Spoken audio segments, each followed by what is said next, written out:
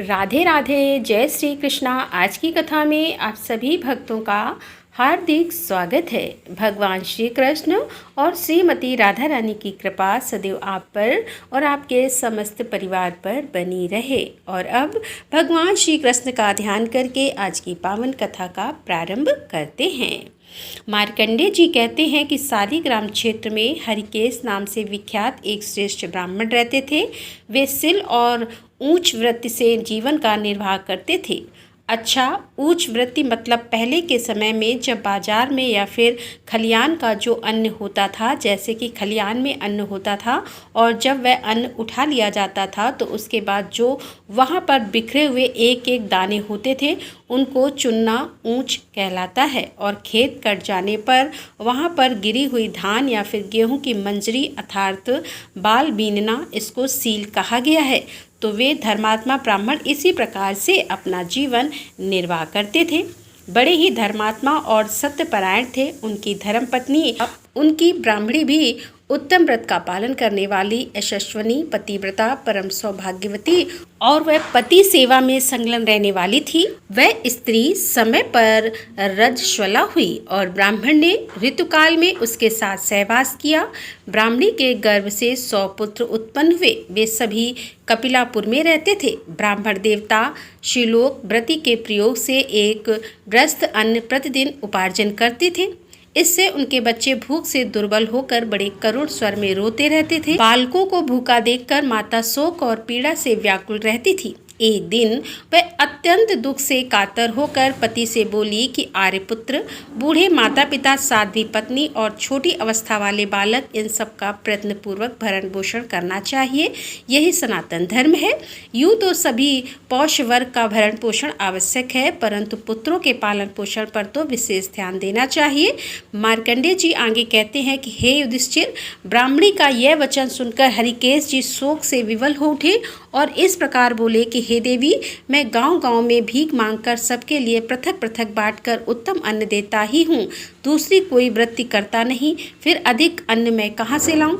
ब्राह्मणी बोली, यदि बालक और वृद्ध भूख से पीड़ित हो तो बाल हत्या के समान पाप लगता है। अतः दान ग्रहण करके भी अपने बालकों का पालन पोषण करना चाहिए। कहते हैं कि कुरुक्षेत्र में अयोध्या नरेश महाराज अम्बरीश का कोई महान यज्ञ हो रहा है। वहां दान लेने के लिए बहुत से सालिग्राम निवासी ब्राह्मण गए थे और वहां से गौवें, स्वर्ण और धन पाकर वे सब लोग लौटे हैं। जहाँ सब सालिग्राम निवासी ब्राह्मण गए थे वहाँ आप भी जाइए। तब पुत्रों के भरण पोषण की इच्छा से हरिकेश जी भी ब्राह्मणी और बालकों को साथ लेकर राजा अम्बरीश के महायज्ञ में गए और जहाँ ऋत्विक लोग बैठे हुए थे वहाँ उन्होंने यज्ञ मंडप में प्रवेश किया। महाराज अम्बरीश ने उन श्रेष्ठ ब्राह्मण को देखकर मस्तक झुकाया और अर्घपात के द्वारा उन सब का पूजन किया। तत्पश्चात उन्होंने पूछा कि हे विप्रवर, आप पत्नी और पुत्रों के साथ यहाँ किस लिए आए हैं? आपने अतिथि के समय यहाँ पदार्पण किया है, अतः जो उचित एवं आवश्यक वस्तु हो उसे मांगिए। ब्राह्मण ने कहा कि हे राजन, आप मेरे एक एक पुत्र को 100-100 वर्षों की जीविका के लिए पर्याप्त धन दीजिए। साथ ही यज्ञ और होम के लिए उत्तम धेनु तथा स्वर्ण के भार से विभूषित 10,000 गौवें प्रदान कीजिए। इसके अतिरिक्त 1 करोड़ स्वर्ण मुद्राएं तथा उत्तम उत्तम वस्त्र और आभूषण अर्पण कीजिए। ब्राह्मण की यह बात सुनकर महाराज अम्बरीश ने बड़ी श्रद्धा के साथ वह सब कुछ उन्हें समर्पित कर दिया और अपनी सवारियों से उन्हें सालिग्राम स्थान तक पहुंचा भी दिया।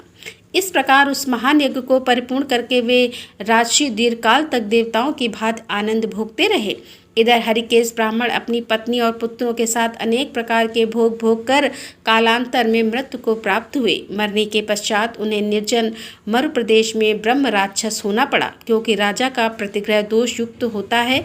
उसे लेने से फिर मानव जन्म दुर्लभ हो जाता है। जो द्रव्य के लोभ से मोहित और विषय लोलुप होकर राजा का दान ग्रहण करता है, उसका तो औरों नरक में गिरना आवश्यक भावी है। वह ब्रह्म राक्षस अपनी स्त्री और पुत्रों के साथ कुरुक्षेत्र को गया और वहाँ 12 वर्षों तक भूखा रहकर इस चिंता में पड़ा कि क्या करूँ, मेरा यह शरीर किस प्रकार छूट नहीं पाता। अब मैं अपने पाप की शुद्धि के लिए अग्नि में प्रवेश करूँगा। तब उत्तम व्रत का पालन करने वाली उसकी पुत्रवती पत्नी ने अपने ब्रह्म राक्षस पति से कहा कि हे प्रभु, ब्राह्मण का यह सर्वधर्म अग्नि से ही सिद्ध होता है, अतः लकड़ी इकट्ठी करके आप उसमें आग जला दीजिए और मैं सौभाग्यवती रहकर पहले पहले स्वयं ही अग्नि में प्रवेश करूंगी, क्योंकि अपने से पहले पति को भयंकर आग में गिरते हुए मैं नहीं देख सकूंगी। उसके ऐसा निश्चय करने पर आकाशवाणी ने उससे कहा कि हे सुबह, तुम्हें मृत्यु का भय नहीं है। कोब्जा और नर्मदा के संगम में स्नान करने से ब्रह्म राक्षस योनि छूट जाती है। उसमें स्नान करके विल्वा मृकेश्वर की पूजा से मनुष्य स्वर्ग लोक में जाता है, ब्रह्म राक्षस योनि से मुक्त होता है और ब्रह्मलोक को प्राप्त होता है। ऐसा कहकर आकाशवाणी मौन हो गई। तब हरिकेश ने अपनी स्त्री और पुत्रों के साथ वहां जाकर महादेव जी को प्रणाम किया और कुब्जा एवं नर्मदा के संगम में विधिपूर्वक स्नान करके महादेव जी का पूजन किया। तत्पश्चात वे सब के सब काम और क्रोध से रहित होकर भगवान विष्णु और शिव का स्मरण करते हुए अपने घर की भांति प्रज्वलित अग्नि में बिना क्लेश के ही प्रवेश कर गए। फिर तो उन्हें तत्क्षण दिव्य देह की प्राप्ति हुई और वे ब्रह्म तेजोमय शरीर धारण करके दिव्य विमान पर बैठकर ब्रह्मलोक को चले गए। उस पवित्र संगम में 108 शिवलिंग है। मार्कंडेय जी कहते हैं कि हे राजन, महेश्वरपुर में बहुत से तीर्थ हैं। वहाँ से रौद्र वारुण तीर्थ तक जो 1 कोस की भूमि है, उसके भीतर का स्थान शिव क्षेत्र कहा गया है। जो वहाँ मृत्यु को प्राप्त होता है वह शिवलोक में आनंद का भागी होता है। वहाँ पितरों को तिल और जल की अंजलि देने से माता और पिता दोनों के कुलों के पितर महाप्रलय काल तक तृप्त रहते हैं। प्राचीन काल में ब्रह्मा जी के द्वारा वहाँ असंख्य उत्तम यज्ञ किए गए। इंद्र ने भी वहाँ यज्ञ अनुष्ठान करके देवराज पद को प्राप्त किया है। कार्तवीर अर्जुन ने भी वहीं पूर्व काल में 100 यज्ञ किए थे। हे राजन, पहले की बात है कि अयोध्यापुरी में सूर्यवंशी राजा वशवत मनु, जो साक्षात भगवान सूर्य के ही पुत्र थे, चक्रवर्ती नरेश के पद पर प्रतिष्ठित थे। वे सदा यज्ञ और दान में तत्पर रहते थे। उनके शासनकाल में उत्तमपुरी अयोध्या के भीतर मृत्यु, रोग और वृद्धावस्था का कष्ट किसी को भी नहीं होता था। तदंतर उन्हीं के वंश में परम धर्मात्मा राजर्षि सालकायन वे, जिनके राज्यकाल में समूची पृथ्वी सशय श्यामला एवं धन धान से संपन्न थी। गौवें स्वयं ही इच्छु दूध देती थी। एक समय अयोध्या के राज्य में 12 वर्षों तक वर्षा नहीं हुई। संपूर्ण देशवासी मनुष्य और पशु मरने लगे।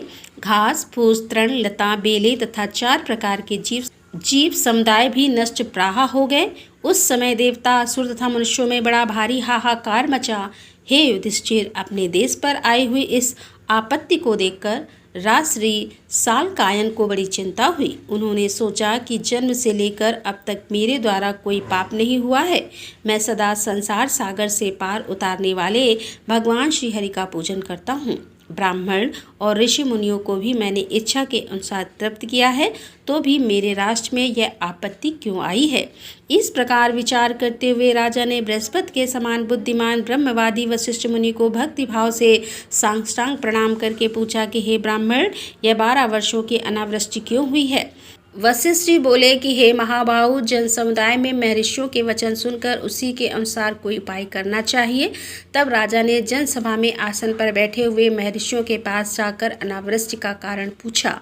उनके पूछने पर महर्षि लोग इस प्रकार बोले कि हे राजन, भूत और भविष्य काल के तत्व को जानने वाले गुरु एवं महात्मा मार्कंडेय मुनि के आश्रम पर जाकर ब्राह्मणों के साथ इस प्रश्न का विचार करो। वे मुनि जो जो धर्म बताएं वह तुम्हें पालन करना चाहिए। तदंतर राजा सालकायन ब्राह्मणों के साथ दिव्य रथ पर आरूढ़ होकर नर्मदा के तट पर गए और वहां मुनियों के साथ बैठे हुए मुझ मार्कंडेय को प्रणाम करके बैठ गए। तब मैंने उनसे कुशल मंगल पूछा। राजा बोले कि हे ब्राह्मण, आज आपके चरणार बिंदु का दर्शन करके मैं सकुशल हूँ, परंतु मेरे राष्ट्र का भविष्य क्या होगा, ये चिंता मुझे सदैव पीड़ित किए रहती है। मैंने कहा कि प्रजा के कुमार्गगामी होने से, देवताओं और ब्राह्मणों को कष्ट पहुँचाने से तथा वर्णाश्रम धर्म का लोप करने से जो महान अधर्म होता है वह धर्म को हानि पहुंचाता है। अतः इस संकट से मुक्ति पाने के लिए तुम नर्मदा के तट पर आकर रुद्र यज्ञ करो और महादेव जी की विधिपूर्वक आराधना करो। इससे वर्तमान उपद्रव की शांति होगी। बादल इच्छा के अनुसार वर्षा करेंगे और पुनः सृष्टि का सारा कार्य पूर्वता चलने लगेगा। तुम भी पाप दोष से छूट जाओगे और राजा तथा स्वर्ग पाओगे। मुनि का यह वचन सुनकर राजा ने मुनियों सहित मुझे नमस्कार किया और कहा कि हे महामुनि, आपने कृपा पूर्वक जो कुछ भी बताया आया है उसे मैं अपने ऊपर आपका बहुत बड़ा अनुग्रह मानता हूँ। यह कहकर राजा ने अयोध्यापुरी को संदेश भेजकर अपनी रानियों और राजकुमारों को यज्ञ सामग्री के साथ वहीं बुलवाया। उनके बुलाने पर महाराज की 108 रानियां, राजकुमार तथा घर का कामकाज करने वाले अन्य सभी लोग भी यज्ञ सामग्री सहित वहां उपस्थित हुए। तब राजा सालकायन ने मुझे प्रणाम करके इस प्रकार बोले कि हे मुनि, आज्ञा दीजिए, कहाँ यज्ञ आरंभ किया जाए। मैंने कहा, वैदुर्य पर्वत के पश्चिम भाग में यज्ञ यूप और यज्ञ मंडप निर्माण कराओ तथा यज्ञ की अन्य सब सामग्रियों का भी वहीं संग्रह कराओ। तब राजा ने यज्ञ के लिए वशिष्ठ, वामदेव आदि बहुत से ऋषियों का वर्ण किया। यज्ञ मंडप में सोने के बड़े बड़े खंभे लगाए गए जिनसे वहां बड़ी शोभा हो रही थी। कुंड, वेदी और श्रवा आदि सब कुछ स्वर्णमय थे। नाना प्रकार के भक्ष्य भोज पदार्थ तथा भली भांति के रस तैयार किए गए थे। वेद पाठी ब्राह्मणों द्वारा देवताओं का आवाहन और पूजन किया गया। होम कुंड में अग्नि का आधान हुआ और धूम रहित अग्नि प्रज्वलित हो उठी। वेद मंत्रों के उच्चारण से आकाश गूंज उठा। आहुतियां दी जाने लगी। इस प्रकार विधि पूर्वक यज्ञ पूर्ण होने पर जब सब लोग अभिभृत स्नान से नर्मदा में गए तब उसका जल तो सूखा दिखाई दिया। यह देखकर राजा को बड़ा आश्चर्य हुआ। उन्होंने मुनिवर दुर्वासा जी से पूछा कि यह क्या हुआ, वर्षा भी कहीं नहीं हुई और नर्मदा का जो पुराना जल था वह भी सूख गया है, इसका क्या कारण है। राजा का प्रश्न सुनकर दुर्वासा मुनि बोले कि हे राजन, जल तो सभी लोगों को अभिष्ट है, तप, होम और मंत्र ब्राह्मणों के अधीन है और यज्ञ, रक्षा एवं दक्षिणा यजमान के अधीन सब कुछ विधिवत संपन्न हुआ है। नर्मदा जल रहित हो गई है और मेघ अभी तक पानी नहीं बरसाते हैं। इससे हताश होने की आवश्यकता नहीं है। जो चली गई है उस नर्मदा नदी के आने की बाट देखो। तब राजा ने नर्मदा की स्तुति प्रारंभ की। हे सुरेश्वरी, तुम्हें नमस्कार है। हे झंडा पिंगला, उमा, गंगा, सरस्वती, वेद माता, गायत्री, सावित्री, सरस्वती, ब्राह्मणी, वैष्णवी और गौरी, सब कुछ तुम ही हो। तुम ही परम यशस्विनी लोक माता लक्ष्मी हो। पृथ्वी पर जितने भी तीर्थ बताए गए हैं वे सब तुमसे ही व्याप्त है। समस्त चराचर जगत तुम्हारे जल से व्याप्त है। जगत में ऐसा कोई स्थान दिखाई देता है जो तुम्हारे जल से आवृत ना हो। तुम्हारे जल में स्नान करने मात्र से तृप्त होकर सब जीव परम गति को प्राप्त हो जाते हैं। तब अमित तेजस्वी राजा के मुख से यह स्तवन सुनकर नर्मदा देवी ने उन्हें प्रत्यक्ष दर्शन दिया और कहा कि हे राजन, तुम्हारे मन में जो अभिलाषा हो उसके अनुसार वरदान मांगो। राजा ने कहा कि हे देवी, तुम 7 पूर्व के और 7 दूसरे प्रभाव को अक्षय करो। नर्मदा बोली कि हे राजन, लो, यह वरदान मैंने तुम्हें यथार्थ रूप से दे दिया। ऐसा कहकर सरिताओं में श्रेष्ठ नर्मदा जलराज से परिपूर्ण होकर विस्तृत प्रभाव से बहने लगी। राजा सालकायन का यह अद्भुत कर्म देखकर सत्य धर्मपरायण सभी महर्षि उनकी प्रशंसा करने लगे। तदंतर उन सब ने नर्मदा में स्नान, अवगाहन, जलपान और पितृतर्पण किया। तत्पश्चात सर्वस्व दक्षिणा पाए हुए ब्राह्मणों ने वह यज्ञ समाप्त किया। जो जिस वस्तु की कामना करता था उसे वही वस्तु दी जाती थी। प्रदाता उमाहेश्वर का राजा ने विधि पूर्वक पूजन किया और पूजा में प्रत्येक उपचार ओम महेश्वराय देवाय संभवाय नमो इस मंत्र से चढ़ाया गया। पूजा समाप्त होने पर राजा वहीं हाथ जोड़कर खड़े हो गए। तत्पश्चात नर्मदा देवी भगवान शंकर के चरण के नीचे से प्रकट हो गई। उनका वह प्रभाव संपूर्ण देवताओं द्वारा पूजित हुआ। तदंतर संतुष्ट हुए महादेव आदि सब देवता बोले कि हे राजन, तुम मनोवांछित वर मांगो।